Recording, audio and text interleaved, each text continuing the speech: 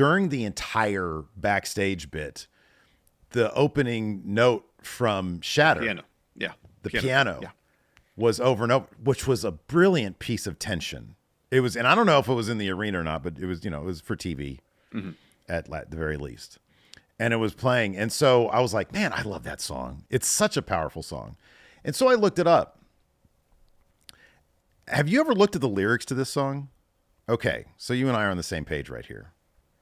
Bro, I got misty-eyed when I saw what the lyrics to the chorus are. And then it opened up a bunch of shit with what they could do here. Yeah. This is the chorus to Bray's theme Shatter, and what seemingly is going to be for this.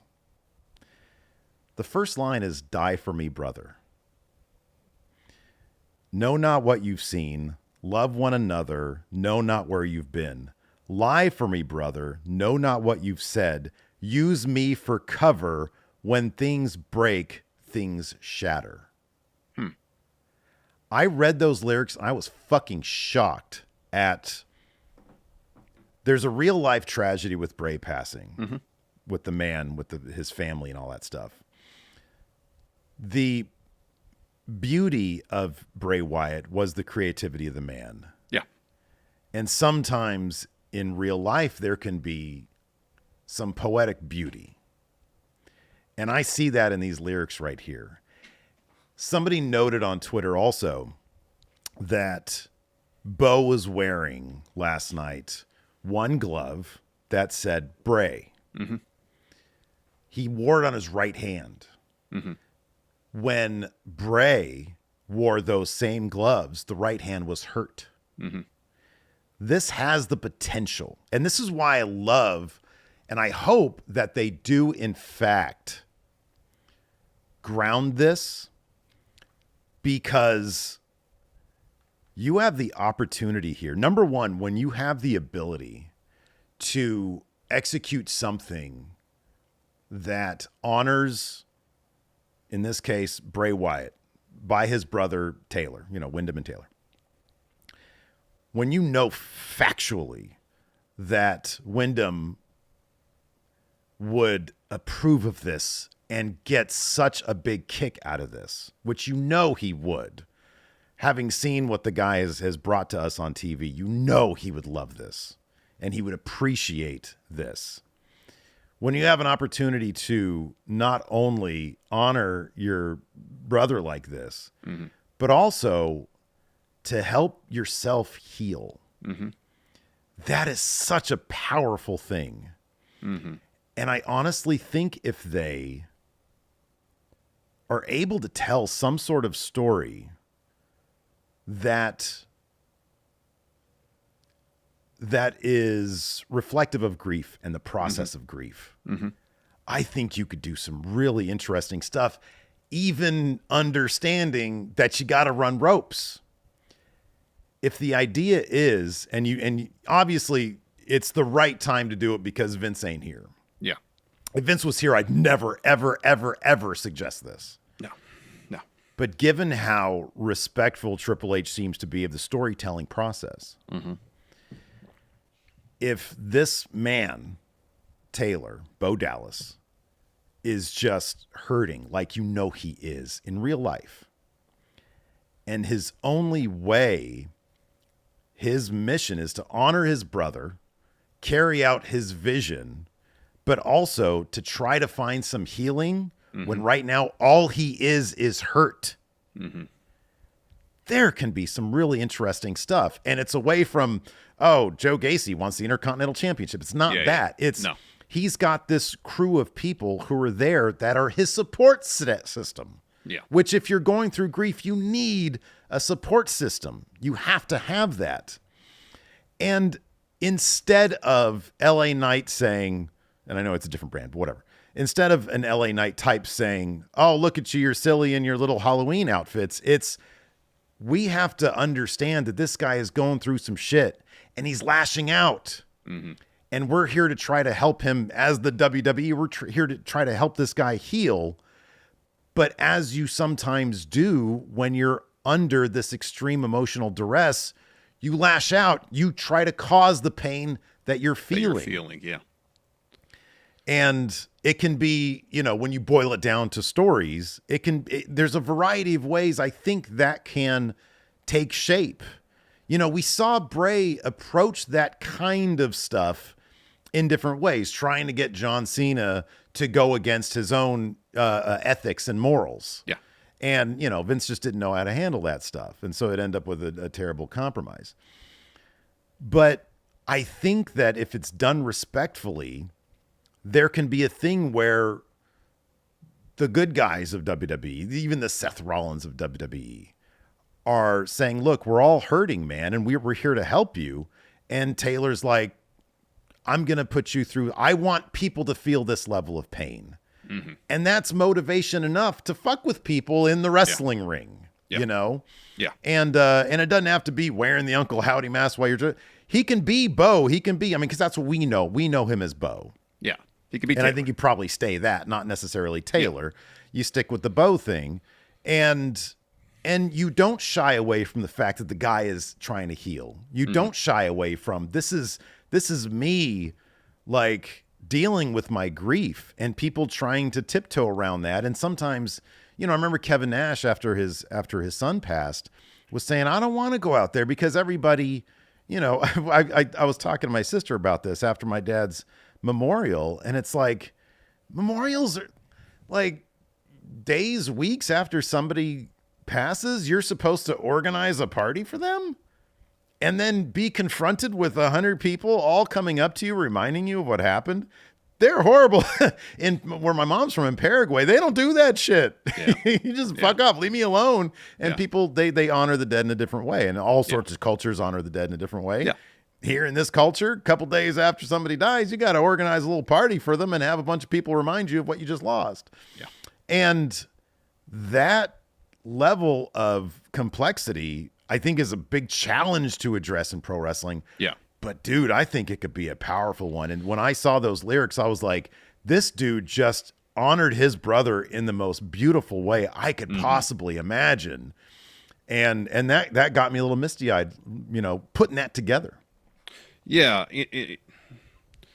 And going back and watching what we saw last night made me think of,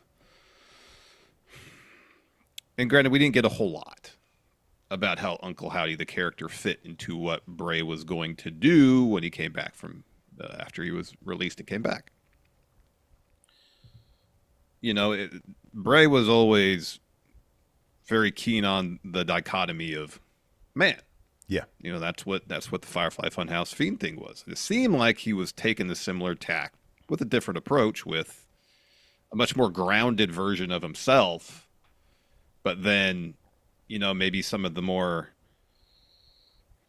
I don't know, violent instincts that he had within him were being represented by Uncle Howdy. Mm-hmm. But again, the sample size was, we had Uncle Howdy jumping off a thing onto LA Knight in one match. That's the only sample size we really had, Yeah. But still trying to see, because it seems between now, did you notice if on, he had Bray on the right hand, which usually had the hurt glove, did he have the heel one on the other? I don't believe he had anything on the other one. All right. I could be completely wrong about that. Maybe somebody in chat can verify it for us. Yeah, because I'd seen something about him not having the heel. Okay, so yeah, he didn't have the heel one on. And how much they're going to take of what had been kind of thought of or established previously. Because even go back to the Firefly Funhouse, those puppets were aspects of Bray Wyatt. Yeah. Manifested as puppets. And him dealing with the ups and downs of his life and career. And it was all set in a children's show. Mm-hmm. And to take those same aspects of Bray, and it's almost like Bo is surrounding himself with the aspects of Bray that are still with us. Yeah, absolutely. Provide a measure of support for himself. Yeah, and comfort. Yeah. But I don't think he knows how to do if Uncle Howdy is kind of like the embodiment of Bray Wyatt's violent nature. The only thing he knows how to do is lash out. Yeah. He doesn't know how to heal.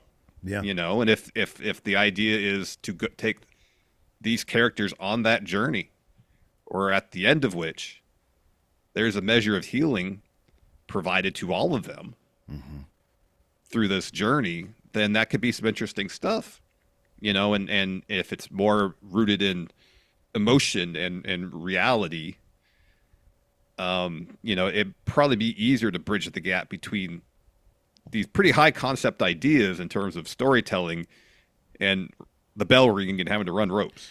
I mean, when I think of Joe Gacy, for example, the schism stuff, I thought there were some seeds of some cool ideas there. Yeah. But as usual with stuff like that, when you're dealing with like a cult gimmick, it sort of turns into,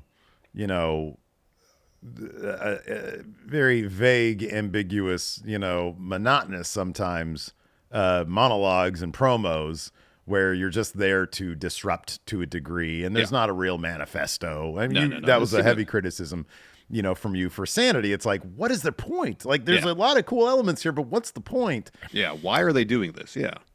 With this, I think it would be so much more interesting if instead of smiling crazy guy Joe Gacy, we got a little bit of like, I'm trying to help this guy. Bray was an inspiration to me, and I saw that Bo needed help, and that's what I'm trying to do. Then you're opening yourself up to these people are trying to do something good, but they're hurting everybody around them. Because they're hurting themselves, And they're hurting themselves, yeah. And I think because then it doesn't turn into it. It's not like good guys and bad guys. It's not, these guys are goofy en masse. It's like they're going through their own grieving ritual. And so, a guy like Joe Gacy, I'm not going to take him as just some crazy dude, because that's always so boring in pro wrestling. One-dimensional. Yeah. The trope across narrative and fiction of crazy guy, that's why I wasn't a big fan of the Joker movie. I know we catch static for that. I wasn't a big fan of that movie because it's like, I'm off my meds, so now I'm going to be violent person, when it's so disrespectful to. It is. And on top of that, it's sort of cheap and lazy. Yeah. I thought there were things about that movie that I liked. The production design was off the charts, and Joaquin Phoenix, you can't take your eyes off him in anything. Scene on the talk show set, though, no good. Yeah. I haven't seen the movie, but you showed me that scene. I'm like, this is. I was like, this is the scene in the movie. This will determine whether or not you'll be interested. And I know you so well. I know you were going to be like, this is, Vapid or whatever. But getting back to it, I think if the WWE roster has to try to understand these characters as opposed to simply dismiss them as violent and aggressive and something to be, beaten with a DDT. Yeah. To be super kicked. Yes. Something has to be super kicked. Yeah. When the fight is reluctant because you don't want to hurt somebody who's hurting. Yeah. I think that would be so much more interesting. And maybe I am overly optimistic about that. And I understand that it's a challenge, but at least try to bring, and hey, maybe Taylor is not comfortable doing that. And if that's the case, then I understand. I get that. If this is an escape for you, or you just want to play a supervillain, then so be it. But I do think the opportunity is there for something that could be, bro, they've got, ever since the Bloodline thing, and then you see the Drew and CM Punk stuff, they have proven that when they want to, boy, oh boy, they can tell some stories. Yeah. And they should not shy away from trying stuff that's more complex and more in-depth and more emotional and more at the heart of who we are. Mm-hmm. Pro wrestling for decades has not even come close to exploring that kind of stuff because Vince McMahon has been the guy. And everybody in the rest of the wrestling world kind of just has that as the template, and they just sort of follow that lead. And there's been outliers. There's been like the Lucha Undergrounds, which has tried to reinvent the wheel to a degree, or play with the format at least. The visual language of pro wrestling. Yeah, you got Eddie Edwards turning into a legit werewolf over in TNA. You got someone getting beheaded with a guillotine on. He had his wife. What the hell? Yeah, Alicia Edwards. But but yeah, man, I think that there's the potential there for something that could be incredibly cool and Yeah. interesting. And if it just ends up being like a bunch of cool theatrical visual stuff, and so be it. Whatever Bo wants to do and he's comfortable doing, so be it. The guy I know he's a hell of a performer too. I've seen enough of his stuff. Whether it's the Bo Leave stuff or whatever, he's got a compelling presence like his brother did. And so I don't think this is going to be a washed down version of Bray. I think with Bray's passing, there is, and I think it should be encouraged to explore what that means, because Bray just seems, having watched a bunch of interviews with the guy and having watched his work since he debuted, he seems like the kind of guy who would be so into the idea of exploring those deeper things. Yeah, and you know, looking at the details, like the Bray glove on the right hand instead of the hurt one, you'd like to think those details aren't coincidental, that they're there for a reason. Yeah, and it's to give us a sense of where the story's going to go. So again, if whatever Bo wants to do with this, whether it's a complex, in-depth meditation on grief and healing, or just going out there and doing a bunch of badass stuff with people in cool looking gear, whatever. But yeah, but you're right. There's the material here to do something different and really kind of meaningful about the human condition. yeah. And getting that in pro wrestling, and that just doesn't happen very often.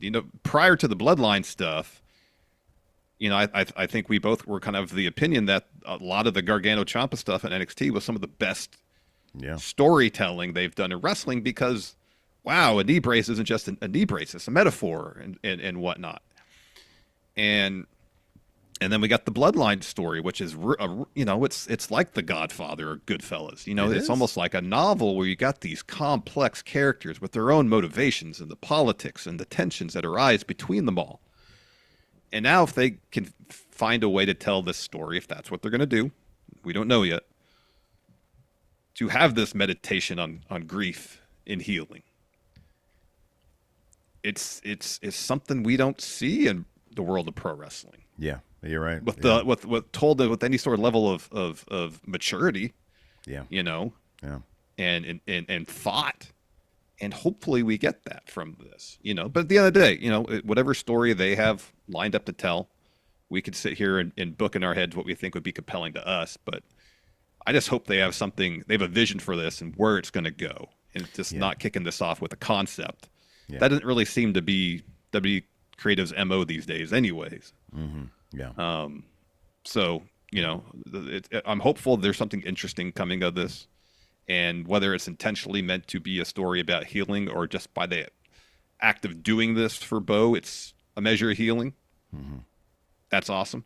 Yeah, absolutely. Based on the storyline, just what we saw last night, the little details of where it could lead, I'm curious to see where it goes.